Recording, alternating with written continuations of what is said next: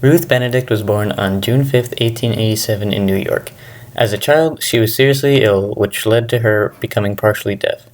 Her father died when she was 3 years old, and her mother found it difficult to provide for Ruth and her sister Marjorie. This caused her and her family to move around the country as her mother searched for work.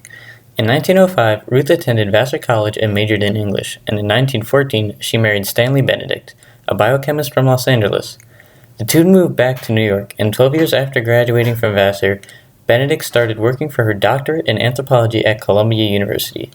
Shortly after becoming a doctor, she began teaching at Columbia and Barnard College, as well as doing fieldwork with many indigenous tribes in North America and writing about those experiences. As a teacher, she was described as being shy and soft-spoken, yet passionate about her lessons. Ruth Benedict continued with her work for over 2 decades until she passed away on September 17, 1948.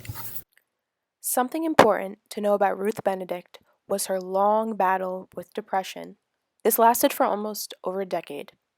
This potentially could have stemmed out of her rocky childhood. However, it was true that Benedict never truly felt fulfilled or happy within her own life.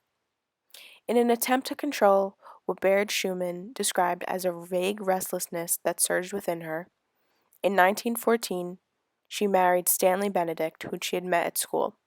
Unfortunately for her, this love or marriage did not bring her happiness at all, and it did not fix this emotional battle. They had no child together, and throughout the marriage, Ruth Benedict actually wrote poetry to cope under the pseudonym Anne Singleton. Finally, after meeting the well-acclaimed anthropologist Franz Boas at Columbia University and being admitted into their prestigious doctoral program for anthropology, Ruth left her husband in 1930. After she started delving into the world of anthropology and beginning her studies within the field and really loving what she was doing, she finally began to find both happiness within the world and herself. So, to go back a little bit, it is important to see where Benedict first got her anthropological inspiration from. In 1919, while attending the New School, she met a girl named Elsie Clews Parsons, whom she was taking her anthropology courses with. Parsons was actually the first one to let Ruth know about Boaz and recommended that she must meet him at Columbia. 2 years later, Benedict did just this, and for a decade or so after that, both studied under Boaz and eventually was even appointed assistant professor of anthropology at Columbia by him. In 1947, Ruth Benedict became only the second female president of the American Anthropological Association. Before Benedict, there had already been 29 presidents of this association, and only one of them happened to be female. Elsie Clews Parsons was president in 1941 and was a teacher to Benedict during her education. Therefore, Parsons played a key role in getting Ruth interested in anthropology. With the exception of Benedict and Parsons, most key figures in this field were male. However, their contributions encouraged women to study anthropology. In addition, Benedict brought new perspectives to the field, which expanded anthropological thought. As a result, her work has been widely recognized and praised. She inspired future female stars in the field, including Margaret Mead, a former student of Benedict. Much of her work is still relevant to this day and has laid the foundation for future work in the field. The study of anthropology would truly not be the same without everything Ruth Benedict has done in her career.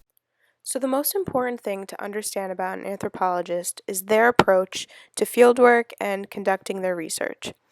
Ruth Benedict was really into cultural relativism, which this shouldn't come as a surprise considering she did study under Franz Boas.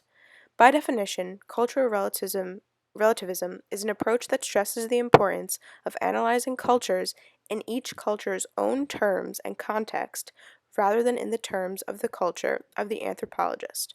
So basically, while this is in practice, an anthropologist will not consider their prior knowledge of a norm to fully understand a culture from that perspective only. Other than her moral approach to how she would view other cultures and how she would learn about things, she also had a practice, and this was empiricism. So you could consider Ruth Benedict an empiricist, and basically this just meant that she used the practice of conducting studies through direct observation and objective description. This would include things like participant observation and really inserting yourself into another one's culture, because this is the most authentic form of knowledge that you can gain, because you're actually becoming a part of someone else's culture. This means that everything from the mundane details to possibly how their political systems work, you are a part of. You are experiencing this, and there's no better way to learn than through experience. Ruth Benedict has written a good amount of books and articles during her career as an anthropologist. The first book she has ever written was Patterns of Culture in 1932. She was first influenced to write this book by Alfred Kroeber, who focused a lot on cultural configurations. In her book, she decided to focus on cultural relativism. A woman with a strong humanistic background such as herself shows how she supports each culture. The idea of patterns of culture talks about the personalities of 3 different cultures.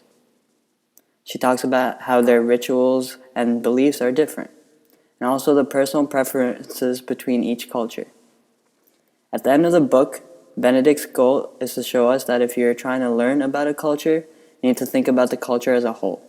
Another book of Benedict's was Race, Science and Politics, which was written in 1939.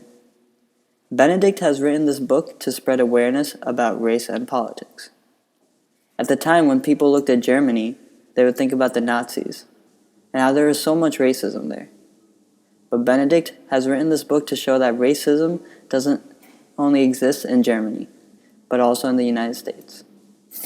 Not only was this book about the fact that racism exists in the United States, but it also suggested ways of ending the certain things that are being done in the United States that leads to racism and poor treatment of anyone because of their political or religious beliefs.